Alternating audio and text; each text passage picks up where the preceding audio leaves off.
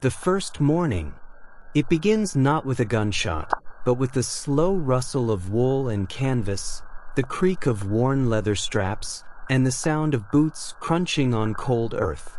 The sun hadn't yet breached the tree line when Private Elijah Carter opened his eyes to the gray haze of another army morning. The air smelled of damp soil, stale tobacco, and the faint iron tang of rusted metal. His breath fogged in the chill, swirling briefly above him before vanishing. Around him, men stirred, groaned, pulled blankets tighter over their shoulders, or fumbled with their boots. The rhythm of the camp was familiar now, repetitive, mechanical, almost unconscious. But it hadn't always been that way. Not long ago, Elijah had been a schoolteacher's son from Lancaster, Pennsylvania. His days had been filled with books, barns, and quiet streams, not bayonets and flint. But the war had swallowed all that. When the recruiters came with banners and drums, when speeches filled the town square with words like glory and duty, he raised his hand like many others. He hadn't understood the cost. He hadn't understood anything at all. Now he understood too much. Elijah sat up slowly, muscles aching despite the hard-earned toughness they had developed over the months. He reached for his knapsack, packed not with luxuries, but with survival. Every item had a place and a purpose. A tin cup, a hard biscuit, a threadbare letter from his sister, and the soldier's Bible, cracked along its spine, its pages frayed at the corners from too much folding and too little faith. His Springfield musket rested against the log near his head, just as it always did. 10 pounds of metal and wood, as much a part of him now as his right arm. He had slept beside it, marched with it, cleaned it in the rain, and killed with it once, maybe twice. He still wasn't sure. The line between intention and impact had blurred quickly out here. Bugle call shattered the camp's sluggish quiet. Reveille. Groans rose from every direction. Tents rustled open. Fire pits hissed as embers were prodded back to life. And with practiced hands, each man began his own mechanical ritual of preparation, boiling water, folding blankets, strapping on belts, checking ammunition. No one talked much in the early hours. Not out of discipline, but out of fatigue. Words were too expensive before the first coffee. Elijah looked to his right. Samuel Jennings, his bunkmate and closest friend in the regiment, sat cross-legged, lacing up his boots with fingers that trembled slightly in the cold. Samuel had once been a farmer's boy, broad-shouldered and full of stories about apple pies and county fairs. Now, he looked older than his 19 years, with sunken eyes and a lingering cough that wouldn't go away. Elijah didn't ask about it anymore. "You sleep?" Samuel asked, finally. "Not much," Elijah muttered, rubbing his eyes. "Dream?" Elijah nodded. Back home, Mama was frying bacon. The cat was scratching at the door. Samuel managed a faint smile. "That sounds nice." It was. There wasn't anything else to say.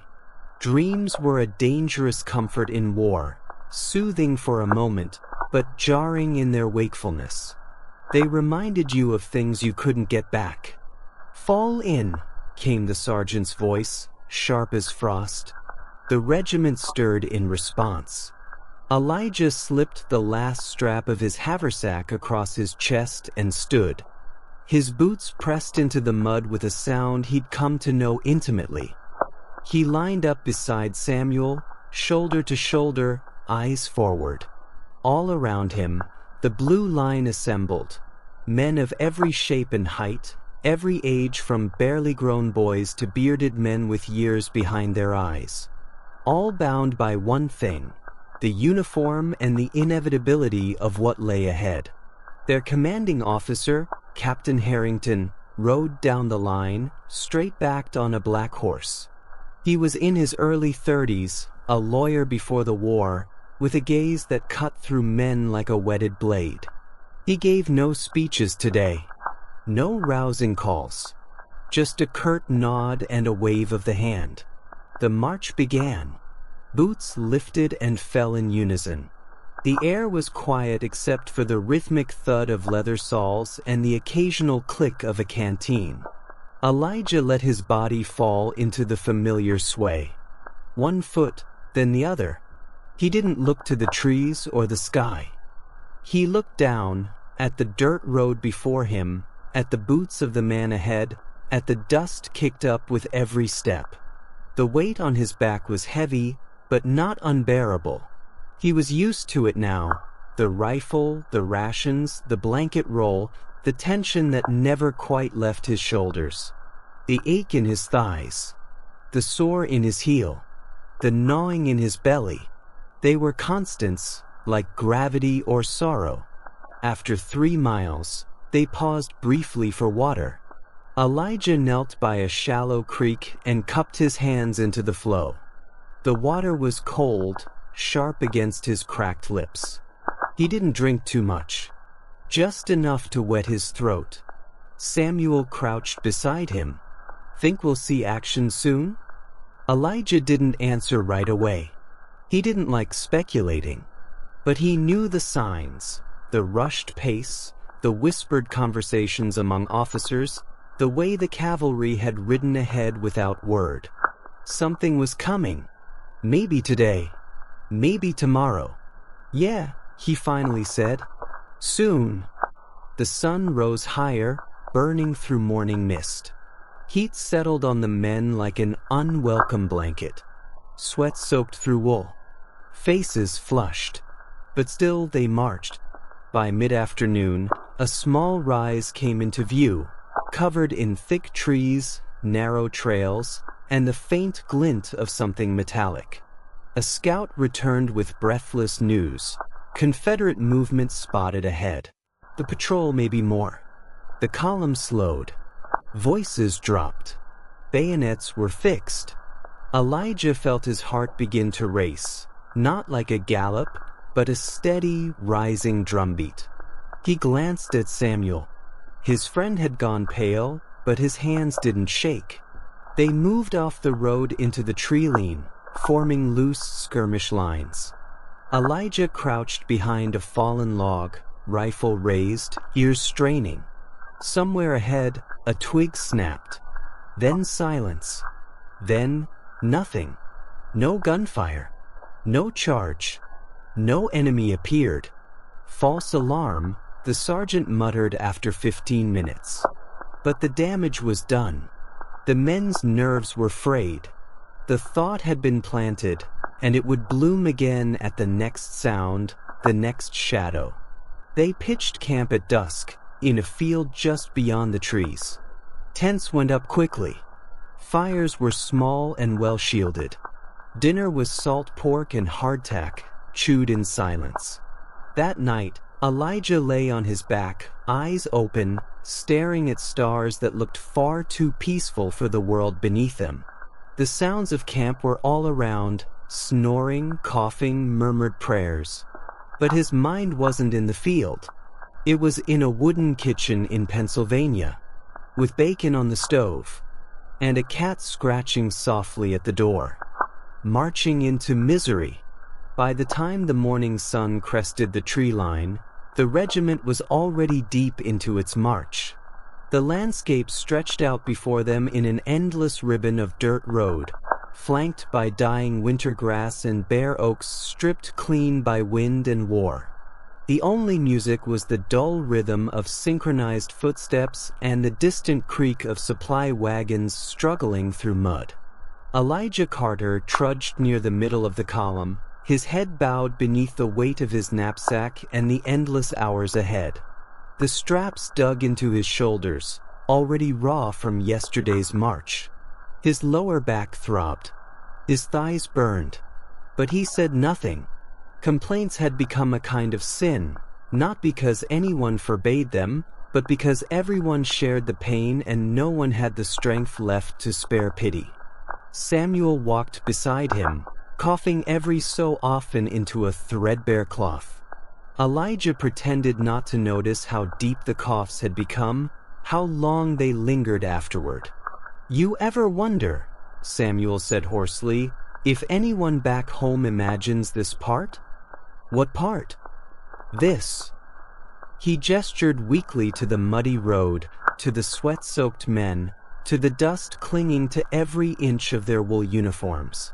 "The marching, the stink, the blisters. They probably think we're all just out here fighting and waving flags." Elijah gave a dry laugh. "They don't know half of it. That day was longer than most. 15 miles, according to one of the sergeants, though Elijah didn't believe they ever measured it precisely. Distance lost meaning after mile 10. You just kept moving, putting one boot in front of the other until someone shouted halt, or you collapsed. The road curved through open farmland, past abandoned homes and ruined fences. Once, they passed a chicken coop with no chickens, just feathers and bones. A child's doll lay half buried in the dirt beside it, its glass eyes staring up at nothing. Flies buzzed in the late morning warmth. A mule had died by the roadside, its body bloated, eyes picked clean by crows. No one looked at it. No one flinched. A few miles later, the company passed a broken-down farmhouse where a lone woman stood on the porch with 2 small children clinging to her skirt. She didn't wave. She didn't speak. She just watched them go by, one hand shading her eyes, the other resting on a rifle propped by the doorway. The soldiers said nothing in return. They had seen too many like her.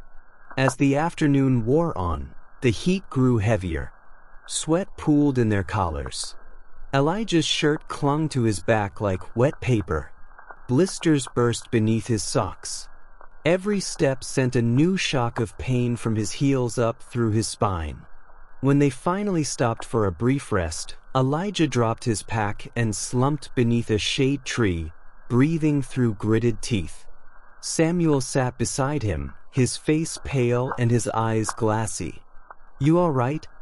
Elijah asked. Samuel gave a weak nod. "Just tired. Tired can kill you out here. So can everything else." Their brief respite ended too soon. Another bugle. Another grunt. Another burden lifted onto their backs. Elijah rose with effort, legs trembling slightly as he hoisted his rifle. Samuel followed, slower now. An hour later, the road narrowed into forest. The shade was welcome, but the air grew dense and claustrophobic beneath the canopy. The men's voices faded entirely. Somewhere ahead, a bird shrieked. Another snapped twig. Elijah's muscles tensed. False alarms had become common, but that didn't ease the nerves. A soldier's instincts sharpened with each day in the field, and the tension of an unseen enemy was like a pressure behind the eyes. Then came the signal. Prepare to halt. The command moved down the line like wind through grass. Scouts had spotted something. Maybe movement. Maybe shapes in the distance. Maybe nothing at all.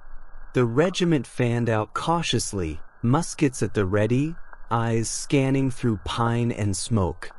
Elijah crouched behind a stump, breath shallow. Samuel knelt beside him, barrel leveled. Minutes passed. No gunfire. No shapes. Just birds. Just wind. And then, retreat. No contact. No engagement. The line reformed, nerves frayed and minds racing. That night, they set camp in a hollow by the edge of a dried creek. Fires were lit with caution. Men whispered instead of talking. Supper was dry biscuit and salt pork, made harder by the day's exhaustion. Elijah lay back on his blanket, staring up at the darkening sky. His back ached. His feet throbbed. His rifle was cradled in the crook of his arm like a child's toy. Samuel turned toward him and whispered, "I dreamed I was at church last night. The bells were ringing. My ma was there. Elijah said nothing. He didn't want to admit he had dreamed of dying. Instead, he closed his eyes and hoped morning wouldn't come too soon. When the guns speak first, the sky was just beginning to burn orange behind the trees when the command came down the line. Fix bayonets. Prepare to advance. Elijah's hands moved before his brain caught up. With practiced fingers, he secured the long, triangular blade to the end of his musket. The cold metal clicked into place, and a tremor ran down his spine, not from the chill in the air, but from something deeper. All around him, men adjusted straps, wiped their palms, checked powder and caps. Samuel stood beside him, breathing heavily. His face was pale but set. The cough from the night before was gone, or buried. There were no speeches, no stirring words, just the sounds of metal, leather, and breath. And beyond the tree line, the occasional whisper of movement in the brush. It could have been wind, could have been death. They moved in slow formation through the woods, muskets at the ready, boots silent on leaf-covered ground. Elijah felt every heartbeat echo in his ears. His mouth was dry, and his shoulders ached already. Then it came, a sharp crack, distant but unmistakable. A gunshot. Someone ahead yelled, and within seconds the forest erupted into chaos. Muzzle flashes lit the underbrush like fireflies from hell. Smoke curled and coiled in every direction. Elijah barely had time to aim before a second volley tore through the trees, followed by screams, short, sharp, and final. "Return fire," the sergeant shouted. Elijah brought his musket to his shoulder and fired. The recoil slammed into his collarbone, and the sulfur sting of black powder filled his nostrils. He couldn't see who or what he hit. The smoke was too thick, the woods too tangled. Beside him, Samuel fired, then knelt to reload. The drill took over. Bite the cartridge. Pour the powder. Ram the ball. Prime the pan. Fire. Repeat. The world narrowed to noise and motion and fear. Somewhere ahead, a Union man collapsed, clutching his chest. Elijah saw his mouth move, no sound. Another soldier tripped over a root and dropped his weapon. He didn't stop to retrieve it. He just ran. "Hold your line," someone shouted. "Don't break." Elijah fired again, blindly. A shadow moved between two trees, and he aimed, but it vanished. He dropped to one knee, the forest spinning, and took a breath. "Samuel?" he called. No answer. Panic flared. He turned, looking left, then right. Shapes moved all around him, blue and gray and smoke. The world was all colorless noise. Then he saw him, Samuel crouched behind a log, reloading, his jaw clenched. A Confederate soldier rose from the brush ahead, barely 20 yards away. Elijah saw the man's eyes widen. For a moment, they looked at each other, young, terrified, human. Elijah pulled the trigger. The man dropped. He didn't scream. He didn't fall dramatically. He just crumpled, his rifle slipping from his hands like a child letting go of a toy. Elijah stared. Time slowed. The smoke choked the air. He had killed. No doubt this time. He had seen it. Seen the man's face, barely older than himself. A voice behind him broke the moment. "Fall back. Form at the tree line. Fall back now." Officers ran past, waving arms, barking orders. Elijah hesitated for 1 second longer, then grabbed Samuel by the arm and pulled him up. Together, they ran. They moved back, stumbling, reloading as they retreated. The trees became clearer. The smoke thinned. The shouting died down. When they reached the fallback point, The sergeant was already counting heads. Several were missing. No one asked where they'd gone. They knew. Elijah slumped against a tree, chest heaving. His musket was hot to the touch. His hands were shaking. Samuel sat beside him, coughing violently. "You all right?"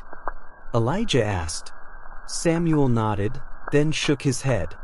"I don't know. I saw him. His eyes. Just for a second." "So did I." They didn't speak for a long time after that. The rest of the day passed in a fog. They held their position until nightfall. The enemy didn't pursue. Maybe they were regrouping. Maybe they were gone. At dusk, the bodies were recovered. One of the younger boys in their company, a drummer turned rifleman, was laid gently beneath a blanket. He had been hit in the stomach and bled out quietly behind a tree. No one knew his real first name. They only called him Finch. That night, around a small fire, the men sat in silence. Elijah didn't eat. He didn't write in his journal. He didn't even clean his musket. He sat with his arms around his knees, staring into the flames. "I thought it would feel different," he said finally. Samuel looked up. "Killing, I mean. What did you think it'd feel like?" Elijah shook his head. "I don't know. Maybe I thought I wouldn't feel anything." Samuel said nothing. The fire popped. Embers floated into the black sky like lost souls. When Elijah finally lay down, he didn't close his eyes. Every time he blinked, he saw the boy's face again. Not screaming, not angry, just surprised. Nightfall among the dying.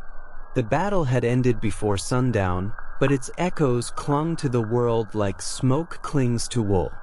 Elijah Carter stood in the fading light, boots sinking slightly into the churned earth.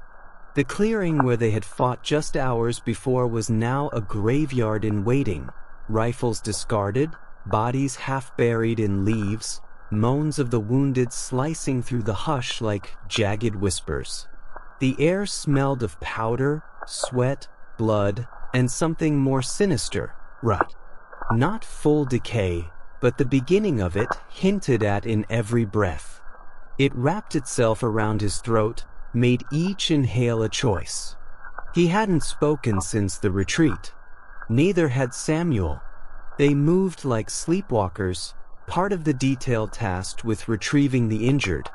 Elijah found himself lifting men whose blood had pooled beneath them, whose uniforms were soaked through, whose eyes stared up with either fear, pleading, or nothing at all. One boy, barely 16, if that, grabbed Elijah's sleeve as he passed. "Please," he croaked, "my leg." Elijah looked down and saw the bone. Jagged, white, unnatural. The boy's foot pointed sideways. He nodded and called for a stretcher. But no one came. They were all full. By nightfall, the makeshift field hospital had been erected in a clearing about half a mile behind the tree line. Tents had been slung up hastily using salvaged canvas and broken wagon frames. Lanterns swayed from branches above crude operating tables. Flat wooden boards slick with blood and covered in discarded cloth. The moaning didn't stop. It rose and fell in waves. Screams came like lightning, bright, sharp, and gone too fast. But they left thunder behind. And thunder lingered. Elijah entered the clearing with Samuel leaning heavily against his shoulder. His friend's cough had worsened after the retreat, dry, violent spasms that brought flecks of blood to the corner of his lips. "I can walk," Samuel muttered, but Elijah didn't let go. "You're going to see the surgeon," he said simply. "Now." They passed rows of wounded men lying on the cold ground, some with bandaged eyes, others with hands missing or legs gone altogether. There were no beds, only dirt, and the groans of men who were trying not to die. A man to their right cried out for his mother, again and again, until his voice broke. Another muttered the Lord's Prayer backward, lips stained red. A few were already dead, but no one had time to move them yet. At the center of it all stood Dr. Morris, the regimental surgeon. A thick-set man in his 40s, his sleeves were rolled up past the elbows, and his hands were stained black with old blood. He didn't stop moving. He didn't blink much either. Elijah approached him through the chaos. "You friend, Samuel," his lungs. Morris turned for half a second. He placed a grimy stethoscope to Samuel's chest and closed his eyes to listen. The sounds that came out were not those of breath. They were wet, ragged, deep, choking gurgles. Pneumonia. Morris didn't need to say it aloud. He handed Elijah a small vial. Laudanum.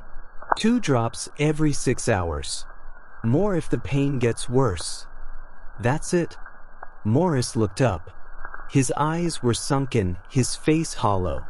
"I've got 73 men here, son. For more coming in. If he can stand, he's not dying fast enough for me to do anything else." He turned away. That was the end of the consultation. They found a space near the edge of the hospital grounds, just past a cluster of pine trees. It wasn't really a tent, just a blanket draped between 2 branches, offering shelter from dew and little else. Samuel lay back, clutching his ribs with every cough. Elijah poured 2 drops of the laudanum into a tin cup and helped him drink it. "Bitter," Samuel whispered. "Everything out here is." They sat in silence. Above them, the stars had returned, so cruelly beautiful in their detachment. Elijah stared at them, wondering how something could shine so cleanly over a place so drenched in filth. Later that night, Elijah was called to help carry stretchers. He didn't ask why. No one did. One man had taken a bullet through the thigh, and Elijah helped lift him onto a table. The moment his body touched the wood, he screamed. A raw, animal sound that tore through the night like a warning bell. "Hold him," barked Morris. 2 orderlies pinned his arms. Elijah held his shoulder. Then came the bone saw. There was no anesthetic, only whiskey, and it had already run out.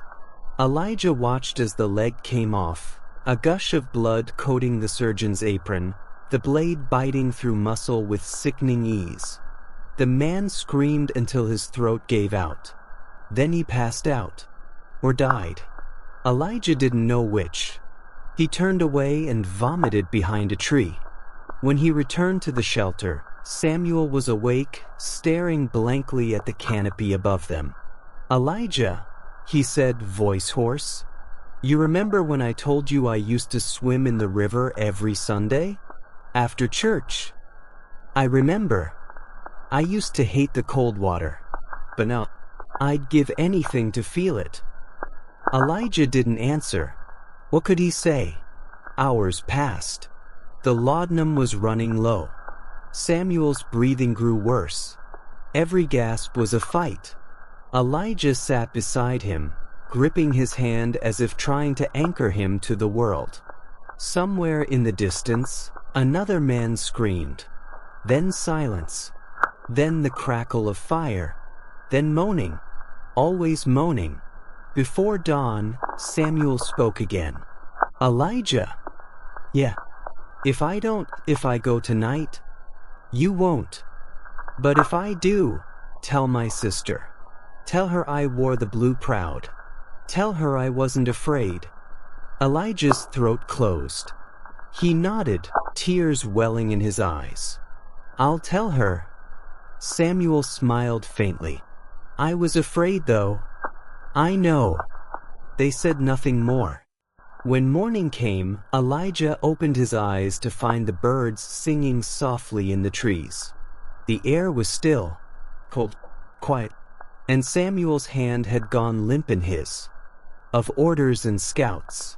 The sun had barely risen when the order came down. Scouting patrol. 5th Company. volunteers or chosen. Moving out in 30. Elijah Carter didn't need to be chosen. He stepped forward. His limbs were lead, his eyes hollow. He hadn't slept, not truly, since Samuel had died. Not since his hand went cold and limp beneath Elijah's own. Not since the last rasping breath escaped his cracked lips like a broken promise. The fire in his lungs had gone out. So had something in Elijah. Maybe this mission was what he needed. Or maybe he just didn't care anymore. The woods ahead were thick with morning fog, a pale mist curling low to the ground like smoke that refused to rise. Somewhere beyond that veil, Confederate positions were rumored, fortified, wary, and possibly waiting. Their instructions were simple. Advance 3 miles into contested territory. Observe enemy strength. Engage only if necessary. Return alive. A straight line on paper. But war never traveled in straight lines. Their patrol moved in staggered formation, each man 5 yards apart. Enough to avoid being taken out in one blast, close enough to support one another. No talking. No coughing. No snapping twigs. Elijah moved like a ghost through the trees. His eyes flicked from shadow to shadow again, every sense straining. Each rustle became a footfall. Each bird cry became a rifle bolt. To his left, Davis, barely 17, matched pace. The farm boy had grown quieter since the last battle, but Elijah noticed something else: sharpness. Precision. There was a hunter's patience in the way Davis scanned the brush, how he walked with knees slightly bent, weight balanced. The boy was learning. An hour in, the fog thickened. Then they heard it. A groan. Human. Elijah raised his fist, halt signal. The patrol froze. The groan came again, this time with a rasp. Following the sound, Elijah crept forward, flanked by one other scout. As the brush parted, a shape emerged. A Confederate soldier, barely conscious, slumped against a tree with a bullet wound in his side. His uniform was soaked through, and his rifle lay several feet away. He wasn't moving. Davis caught up and whispered, "He see us?" "No," Elijah replied, "but someone might see him." A long silence. Then, the wounded man opened his eyes. Bloodshot. But he blinked. Focused. "Water," he croaked. Davis stepped forward, reaching into his canteen. Elijah grabbed his arm. "Don't." Davis stared. "He's not going anywhere." Davis looked down at the man. Then at Elijah. "What if it was me lying there?" Elijah's jaw clenched. "It's not." Davis hesitated. Then he pulled his canteen loose and knelt anyway. The man drank. A single sip. Then another. He tried to speak, but it came out as a gurgle. By the time Davis stood, the man was already slipping back into the fog, this time of the mind. Elijah didn't stop him, but he didn't help either. They moved on. 2 miles in, the terrain changed. The trees thinned. Ahead, a ridge rose gently, just high enough to provide a view. They crawled the last 100 feet. Peering over the crest, Elijah's breath caught. Below them, across an open stretch of brush and shallow trenches, stood a Confederate line. Earthworks. Cannon placements. Dozens of tents. Troops moved in practice drills. Officers barked orders. This wasn't a minor outpost. It was preparation. A full engagement was coming. Maybe tomorrow. Maybe sooner. Elijah sketched what he could in a notebook. Positioning. Tent numbers. Cannon angles. All while lying in the dirt, belly down, heart pounding. He turned to Davis. "We've seen enough. Let's go."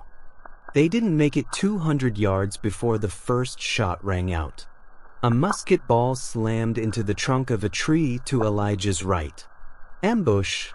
someone shouted. The patrol scattered. Elijah dove behind a fallen log, rolled, and raised his rifle. Figures moved in the trees. Not many, maybe 5 or 6, but well placed. He saw Davis dart left, firing once and ducking behind a stump. Return fire erupted all around. Smoke curled from trunks, flashes lit the undergrowth. Bark exploded in chips.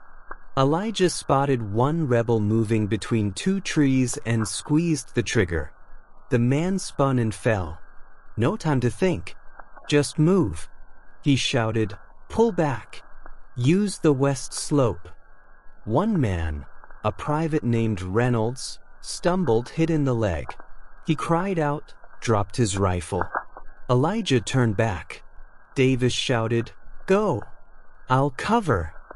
But Elijah was already moving, crawling, sliding, dragging Reynolds by the arm as gunfire cracked overhead.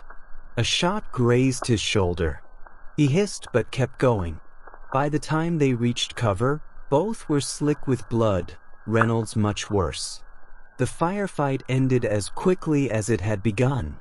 Confederate scouts retreated, or they were never meant to stay.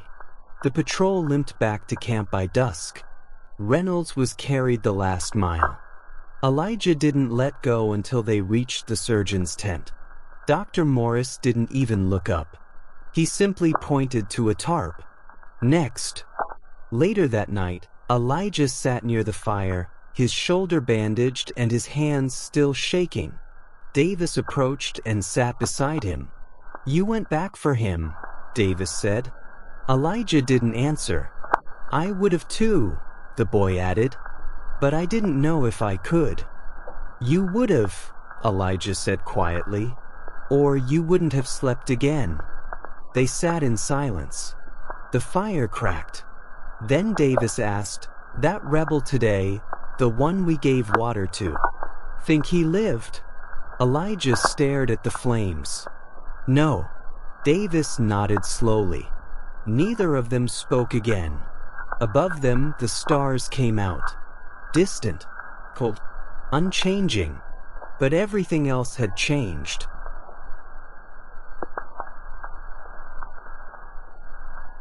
Assault on the ridge. The orders arrived just before dawn. The attack would begin at first light. Every man in the regiment was roused and assembled in the pre-dawn gray. The usual morning rituals, coffee, stretching, crude jokes, were replaced with solemn silence and trembling fingers. Elijah Carter stood in line beside Davis, clutching his musket so tightly his knuckles had gone white. His right shoulder still throbbed where the musket ball had grazed him 2 days earlier. The dressing beneath his coat was soaked through. He hadn't told anyone. The ridge loomed a mile ahead, barely visible in the murky gloom, but every man knew what awaited them. Yesterday's reconnaissance had confirmed it: earthworks, cannon placements, fortified rifle pits. They were going to march straight into hell. Captain Harrington rode slowly down the line. His coat was spotless. His saber gleamed, but his eyes betrayed the truth. He was afraid too. When he reached the center, he stopped and cleared his throat. "I won't pretend this will be easy or glorious," he said, voice gravel. "But this line, we take it or they break through and run this flank. That means your brothers, your cousins, your homes." He paused. "So we take it." No cheers. No pounding drums. Just a nod. And silence. The line moved forward. 1. The open field. The trees fell away, and suddenly Elijah was exposed. The ridge yawned ahead, a rise of bare earth laced with trenches and wooden spikes, like the spine of some buried beast.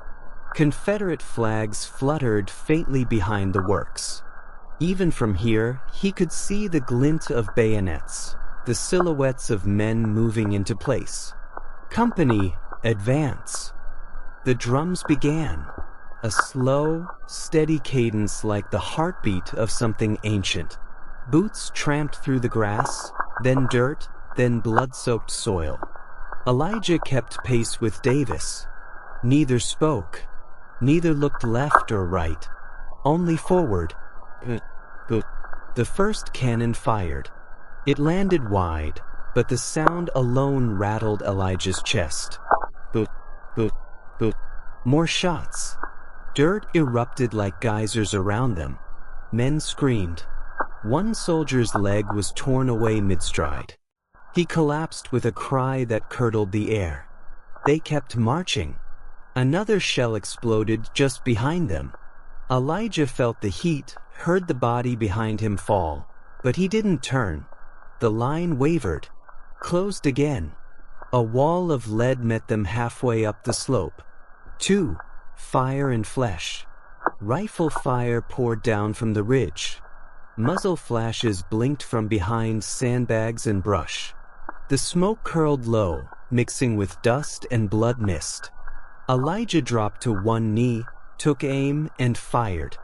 The musket bucked against his shoulder. He reloaded without thinking. Bite, pour, ram, prime. A man next to him stood to fire and was struck clean through the neck. He fell forward, blood spraying from his mouth, twitching violently before going still. Down. Stay low, someone shouted. But there was nowhere to hide. The field offered no cover. Only grass and corpses. Davis moved ahead, crouching low, firing as he went. Elijah followed. Another blast, this time from grape shot. 3 men disappeared in a red mist. Their gear rained down like shrapnel. Somewhere, someone cried, "Medic!" But there were none. There were only rifles, and screams, and heat. Elijah fired again. Then again. He wasn't aiming anymore. There was no time, no line, just chaos. Smoke filled his eyes. Blood filled his boots. 3. The charge. Then the voice came, clear, terrible, absolute. Charge bayonets. Colonel Jennings himself, waving his sword atop a hill of dead men. Forward. The line surged. Elijah screamed.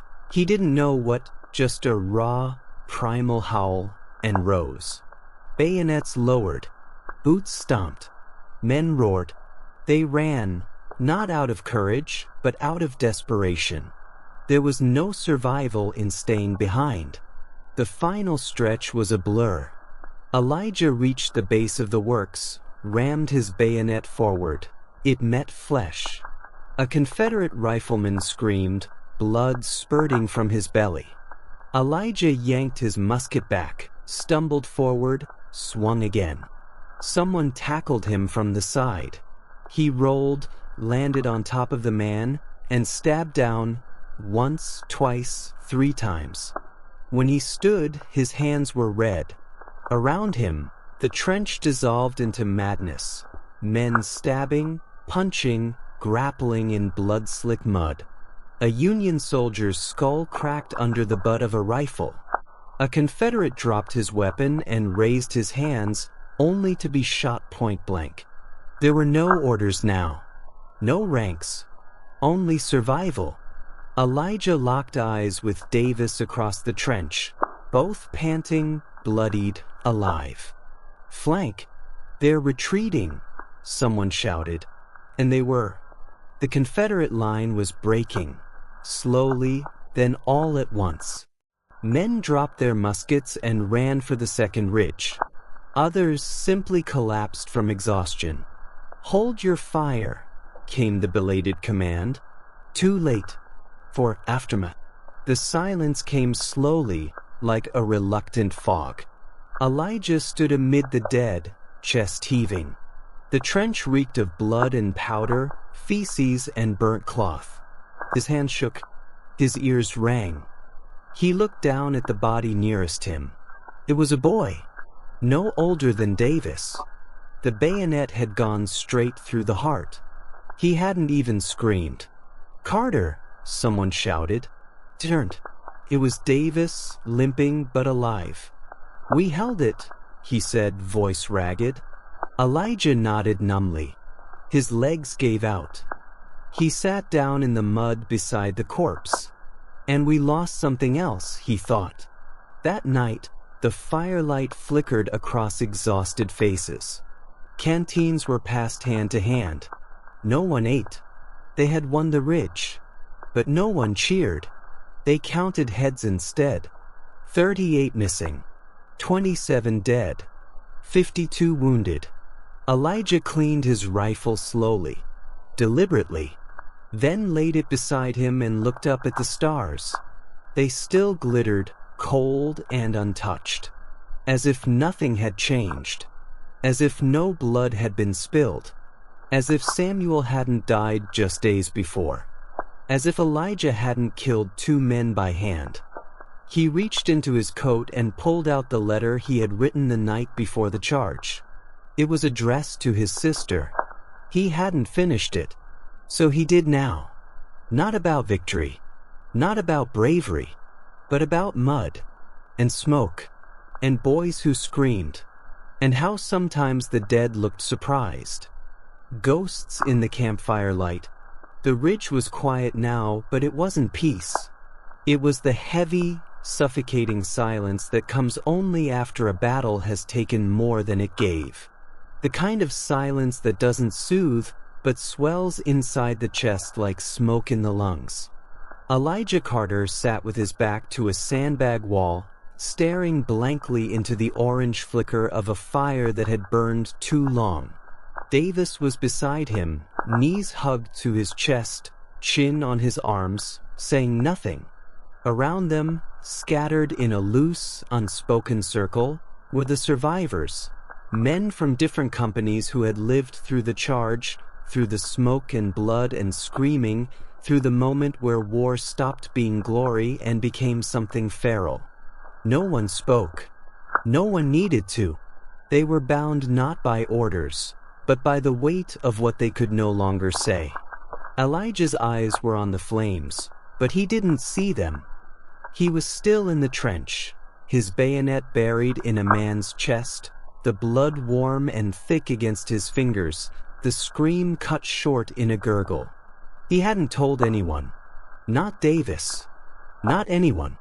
Especially not about how the man looked at him, pleading, startled, human, and how he had watched the light drain from that stranger's eyes.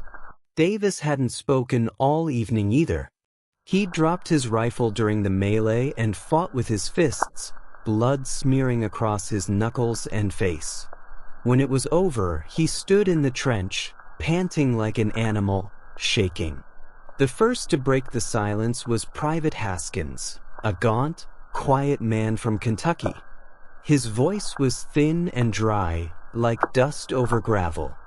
"My brother died yesterday," he said, staring into the fire. "Other side of the line. Tennessee infantry. Didn't even know he enlisted." No one responded. He added, "Didn't recognize him until I saw his jaw. Mama's jaw." He chuckled once, dry and humorless. "I buried him with my bayonet. Ground was too hard to go deep." Still, no one spoke.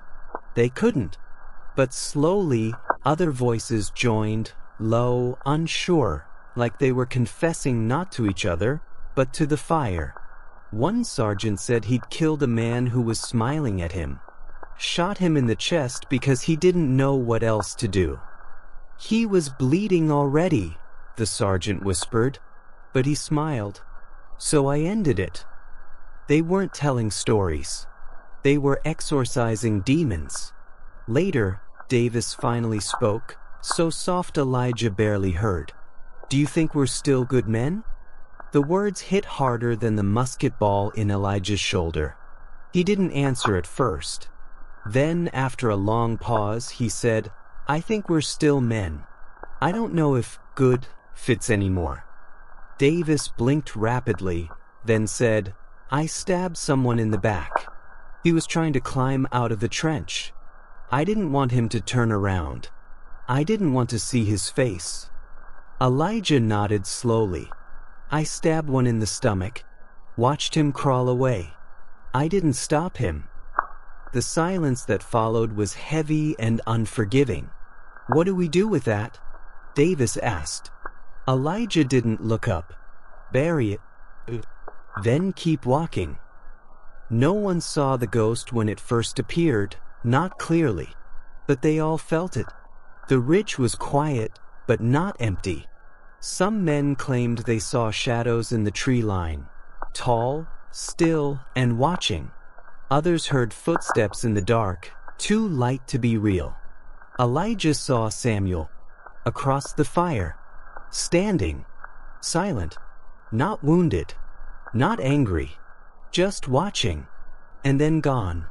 Davis must have noticed the look on his face because he leaned closer and asked, "Did you see something?" Elijah shook his head, though his hands trembled. Later that night, the fire burned low and the men began to write.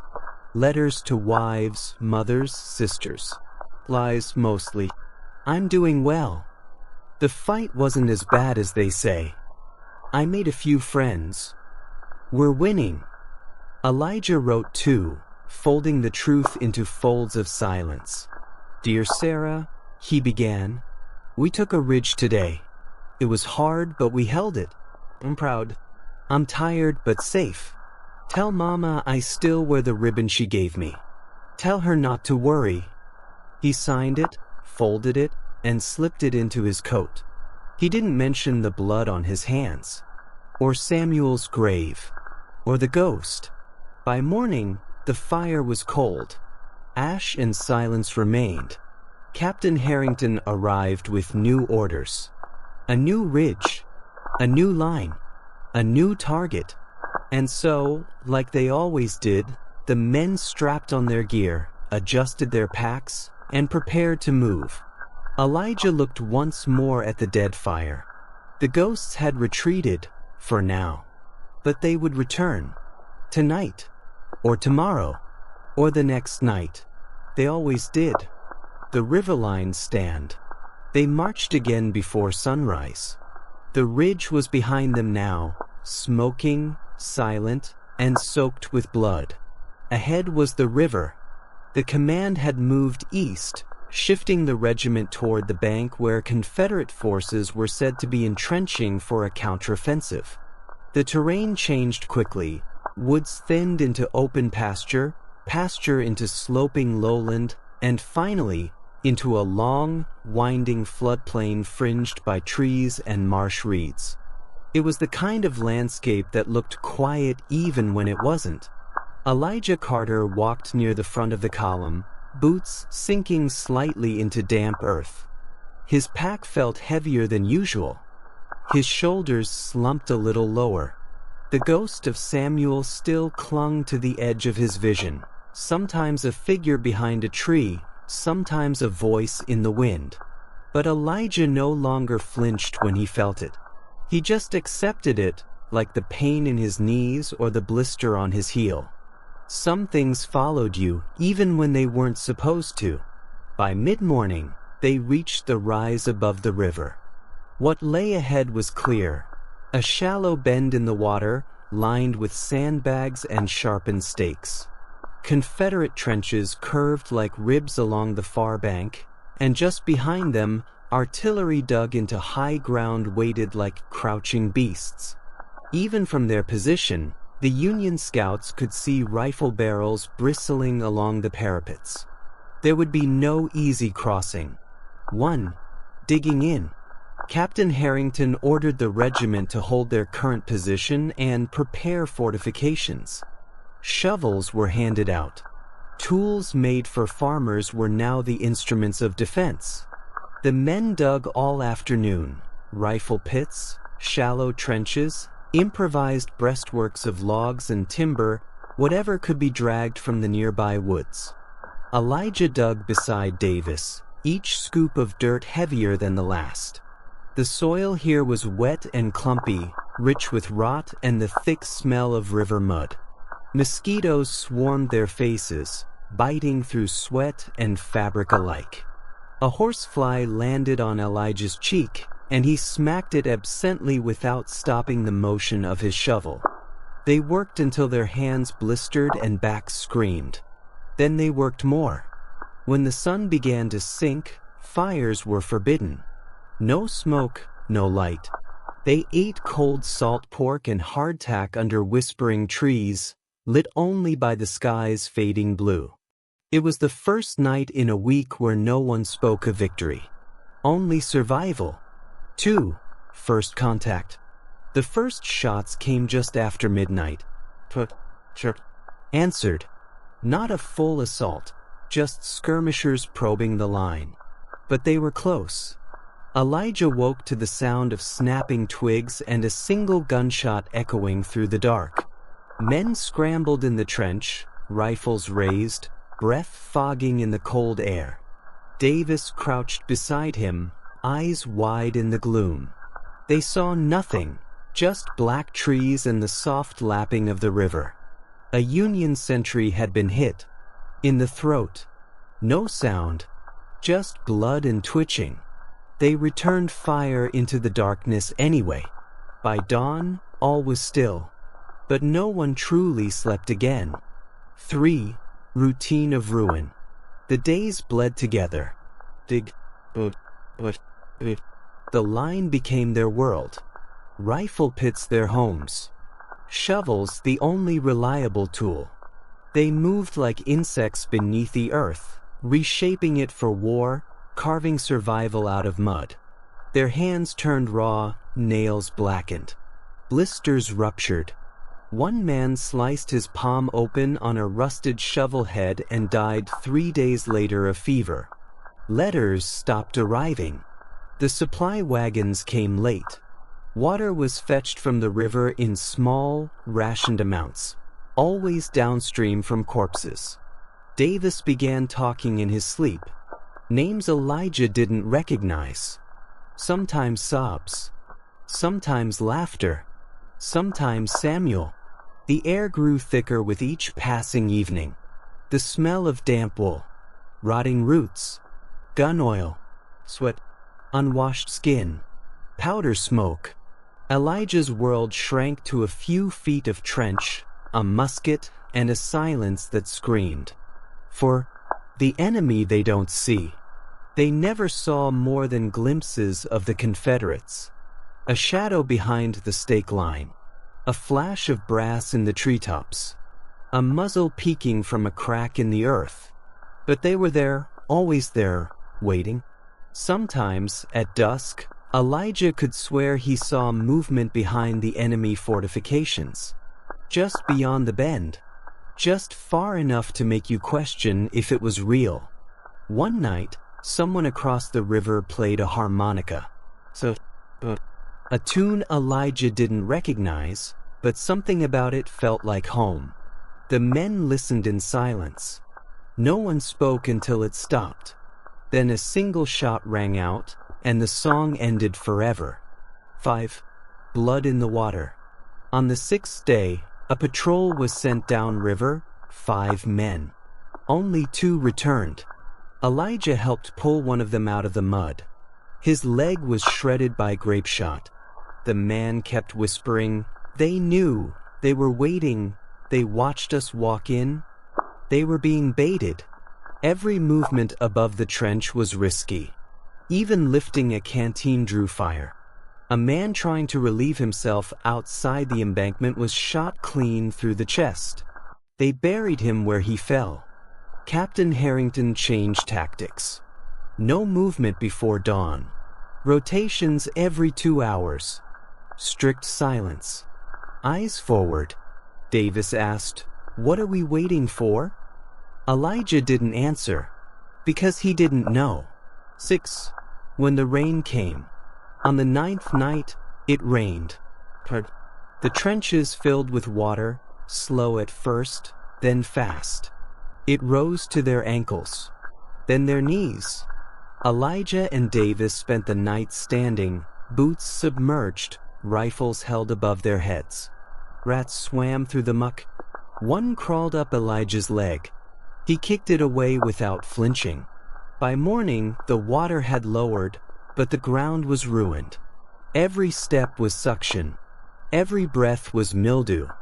A man near the far end slipped into a collapsed trench and drowned in waist-deep sludge. They didn't even recover the body, just marked the spot with a stick and moved on.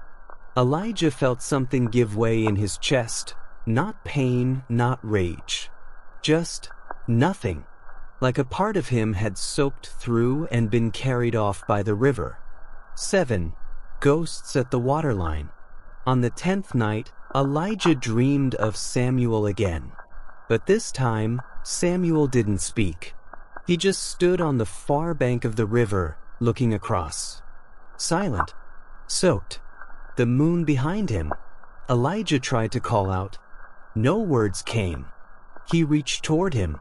Samuel turned and walked into the water, slowly vanishing beneath its surface.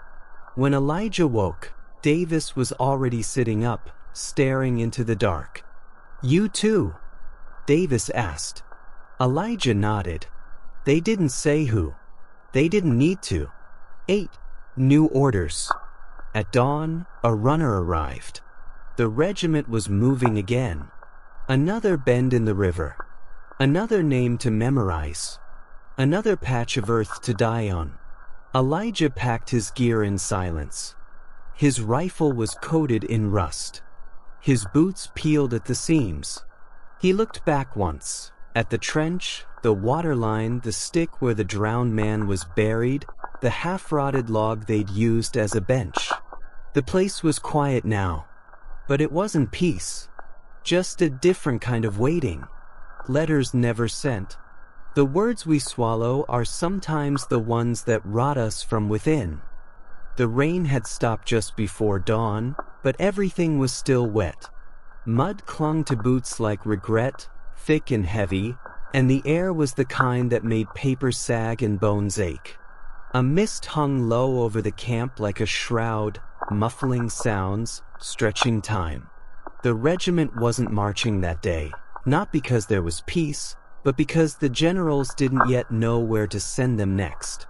The river in front of them had swallowed the latest orders, and the Confederates were waiting somewhere behind the trees, silent, smokeless, watching. So instead of marching, they waited. And waiting, Elijah had come to learn, was the cruelest part of war. Not the gunfire, not the blood, not the screaming. Those passed like storms. But waiting? Waiting gnawed. Waiting gave you time to remember things you'd buried. He sat against an overturned barrel near the edge of the picket line, his rifle leaning beside him, and his satchel open in his lap. Inside were the letters. Some had been written a month ago, others just last week. None of them had ever made it past his own shaking hands. His fingers were trembling again as he reached for the first one, folded carefully in half, sealed with wax that had cracked in the cold. On the outside was a name, Sarah Carter, his sister. He didn't need to read it again. He remembered every word. Sarah, we buried a boy today. His name was Will. He tried to smile while he bled. I pretended I didn't see the tear rolling into his ear as he died. I lied to him and said we'd be home for Christmas. Do you think lies are sins if they bring peace to the dying? He had folded it and put it away. Not because it was untrue, but because he didn't want her to know that he was no longer writing home. He was writing from hell. He pulled out the next one. Unsealed. Mama, you always said God would test the faithful. But I don't think this is a test. I think it's punishment. We marched through a churchyard yesterday. The headstones were shattered by artillery. A child's casket had split open. I looked away. I don't think I've looked back since. He stopped, folded it slowly. It wasn't the words. It was the truth they carried, and truth, in war, had become an unbearable burden. Then came the last letter, the one with the name Jennings scratched on the top corner. Samuel's name. To the family of Private Samuel Jennings, your son died bravely. He said he wasn't scared. That was a lie. We were all scared. He clutched my arm until he couldn't anymore. He whispered his wife's name. He didn't cry, but I did. Elijah stared at that one the longest, not because it hurt the most, but because it was the only one that should have been sent. And he hadn't. In the distance, a bugle called half-heartedly. The sound seemed to get lost in the fog. Davis appeared from the tent row and sat down beside him, pulling his canteen free with a grunt. You writing again? Davis asked, nodding toward the papers. Elijah didn't answer. I started one last night. To my little sister. Told her I was doing fine. That camp life was quiet. The pause. Didn't tell her that Johnson's head was blown open yesterday, or that we had to carry McCall's foot back in a sock. Guess I ain't got the guts. Elijah chuckled bitterly. Takes more guts to lie than to tell the truth these days. Davis looked over. So why ain't you sent those? Elijah didn't answer, just stared at the bundle in his lap. After a moment he stood. I need to be alone. He walked through the fog, the ground squelching beneath his boots. Past tents, past the officers' circle, past the picket line, to the river. The water moved slow. A mirror of gray sky, with trees curled like shadows on the edge. He knelt at the bank, took the first letter. He held it over the river. His lips moved silently, a prayer, or maybe just a goodbye. Then he let it go. The paper fluttered once, caught the air, and then fell like a dead leaf, vanishing into the current. He dropped the next one, then another, and another. With each one his breath grew heavier, until the last remained. Samuel's. He stared at it, then kissed it, not out of sentiment, but because it was the only one he regretted. Forgive me, he whispered, and let that one go too. It spun once, landed upright, floated a little longer than the others, and then it was gone. He stood and walked back to camp. No one noticed he'd been gone. The officers were arguing over maps. The cooks were boiling meat that smelled like rubber. A chaplain sang softly to himself in a hoarse voice by the fire. Only Davis saw him return. You get him sent? He asked. Elijah shook his head. No, he said. I got him buried. That night, orders came down. They were to march at first light. The Confederates had retreated to a new line across the river. They'd be following.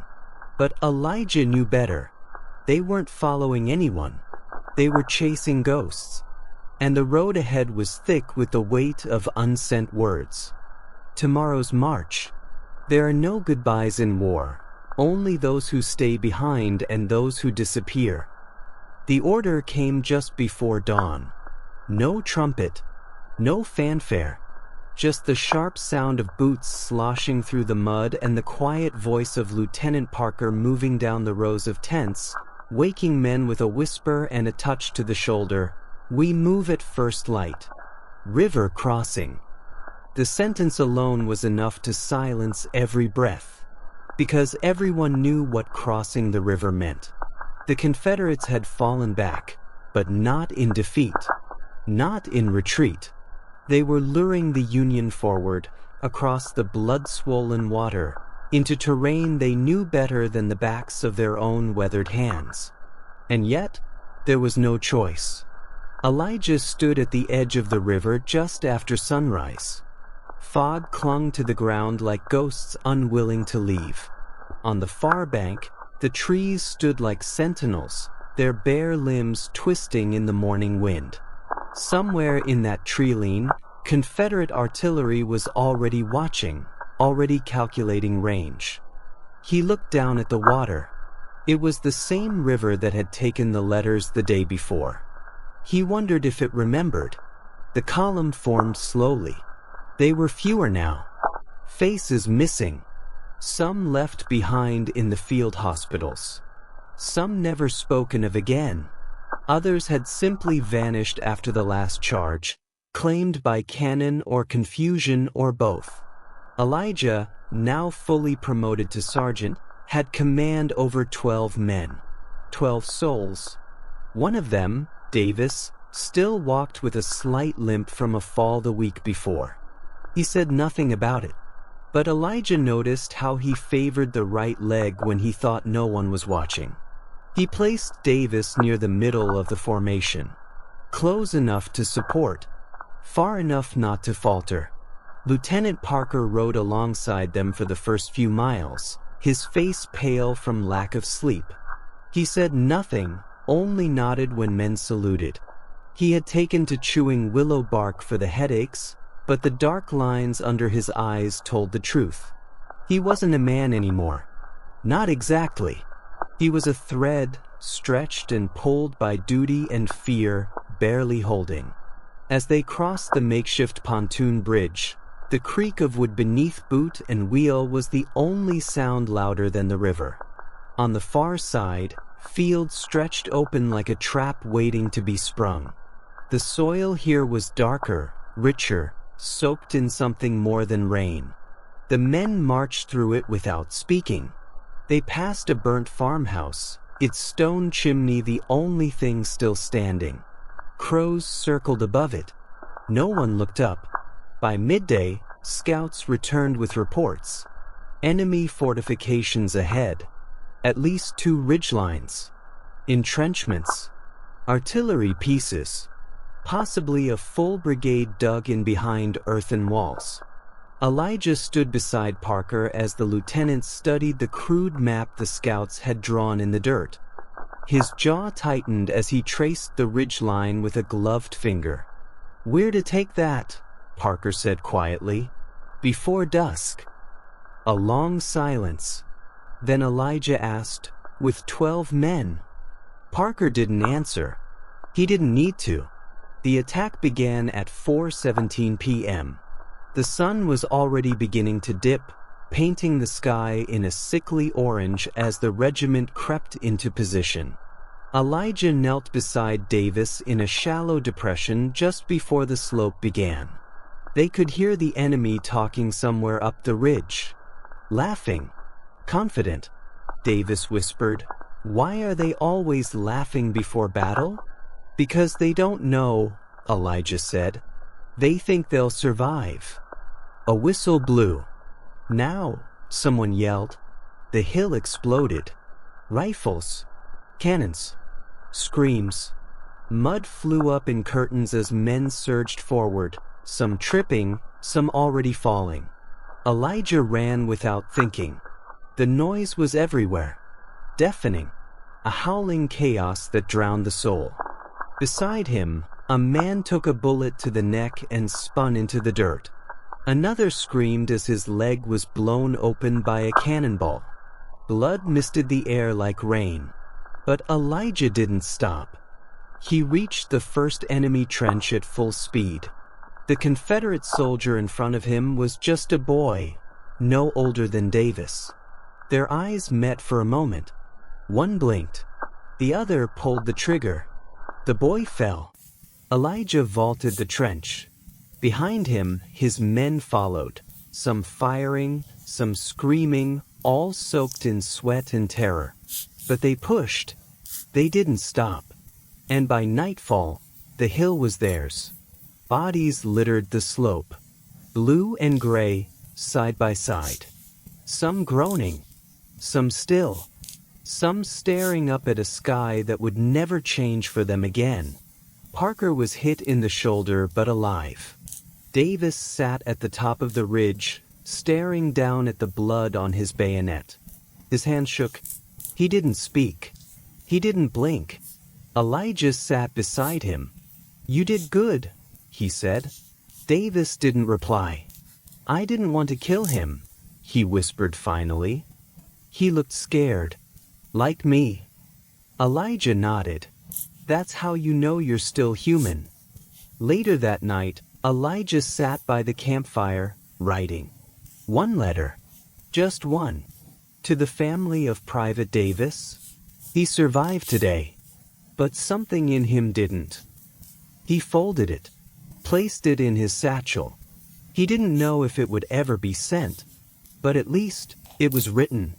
The next morning, they would march again. The orders already posted. Another ridge. Another hill. Another set of names that would never return. But for now, for a few fleeting hours, there was still breath in their lungs and stars above their heads. And that, Elijah thought, was more than most men were given.